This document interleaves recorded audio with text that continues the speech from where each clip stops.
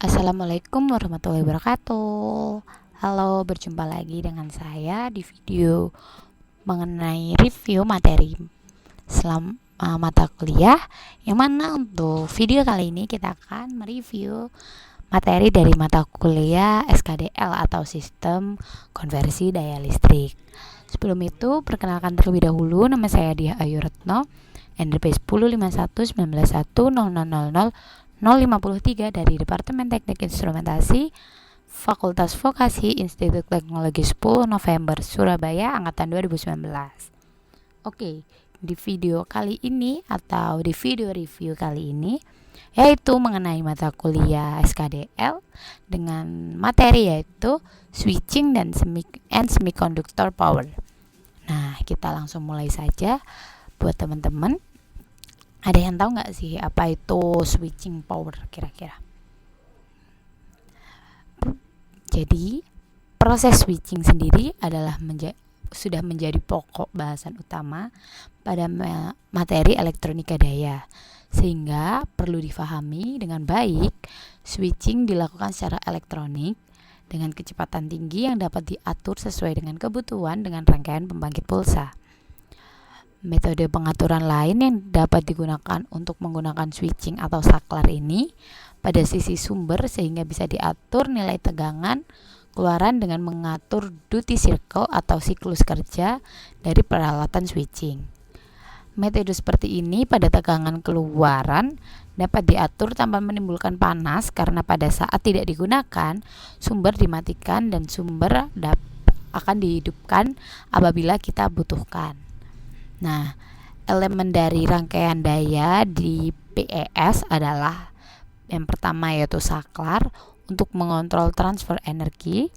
Yang kedua adalah reaktor di mana terdapat induktor dan kapasitor di dalamnya yang berfungsi untuk memperlancar transfer energi.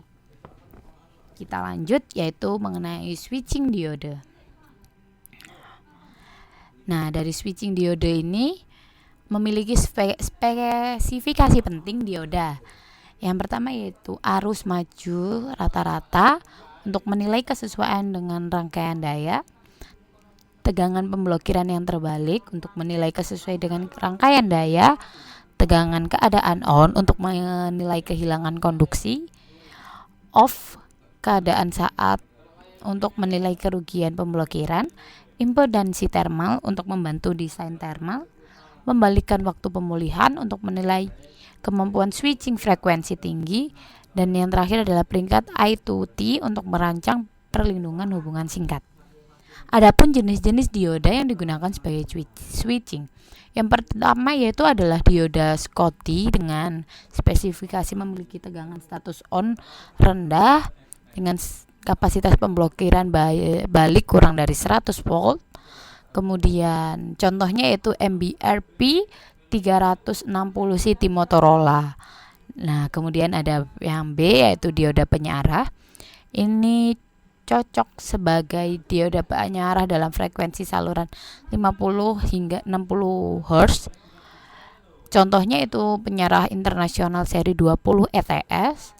Kemudian yang C adalah dioda cepat, di mana dioda ini memiliki waktu pemulihan yang sangat rendah dan cocok untuk aplikasi switching frekuensi tinggi. Contohnya yaitu adalah Harris RHRG 30120CC. Selanjutnya kita akan membahas mengenai karakteristik switching dari SCR. Yang pertama, awalnya ketika tegangan maju diterapkan di seluruh perangkat, keadaan mati atau statis harus dibatasi agar perangkat tidak on. Ketika arus gerbang diterapkan dengan anoda dalam keadaan memblokir maju, ada waktu tunda yang terbatas sebelum arus anoda mulai terbentuk. Untuk waktu tunda ini sendiri biasanya seperkian mikrodetik. Setelah waktu tunda, perangkat berjalan dan arus anoda menumpuk hingga nilai penuh. Tingkat kenaikan arus anoda selama ini tergantung pada rangkaian beban eksternal. Adapun kekurangan pada SCR ini sendiri yaitu saat memblokir tegangan maju atau mundur, arus bocor kecil mengalir. Saat melakukan arus maju, tegangan rendah dijatuhkan. Ada kerugian daya yang terbatas dalam konduksi dan pemblokiran, proses on off tidak instan, kerugian perangkat menjamin desain thermal yang tepat, turn off membutuhkan energi melalui rangkaian gerbang, biasanya sih cukup kecil, dan turn off memerlukan energi yang disuplai melalui rangkaian komutasi eksternal. Nah, energi untuk turn off ini biasanya itu jauh lebih besar daripada energi turn on. Nah, SCR sendiri melewati arus searah dan memblokir tegangan dua arah. Adapun karakteristik switching dengan bipolar junction transistor. Ketika turn on, basis akan dikenakan biaya setelah penundaan. Persimpangan kolektor mulai konduksi. Dalam waktu, tegangan kolektor emitor turun hampir secara linear ke VCC. Arus kolektor dimulai dari saat tegangan kolektor emitor mulai turun. Kenaikan arus kolektor dengan waktu selama transient ini ditentukan oleh rangkaian eksternal, dan ketika off, drive basis maju dilepas dan drive basis negatif diatur. Persimpangan basis emitor dan basis elektor tetap bisa maju untuk durasi atau waktu penyimpanan. IC terus mengalir dan penurunan VCC tetap rendah. Menghapus akumulasi muatan di persimpangan, kemudian meningkat dengan IB1 atau basis maju dan menurun dengan IB2 atau basis negatif. Setelah itu dalam waktu IC turun hampir linear ke 0 selama daerah penetasan dan VCC ditentukan oleh rangkaian eksternal.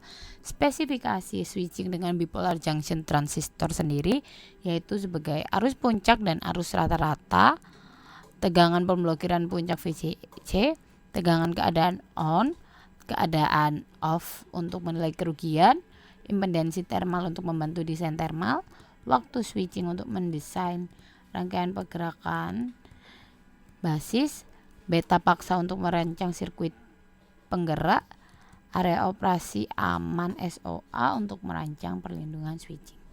Oke, mungkin segitu yang bisa saya sampaikan mengenai mata kuliah SKDL tentang switching dan semiconductor power. Kurang lebihnya saya mohon maaf. Apabila teman-teman berkenan bisa di like, apabila tidak juga tidak masalah. Wassalamualaikum warahmatullahi wabarakatuh. Sampai jumpa.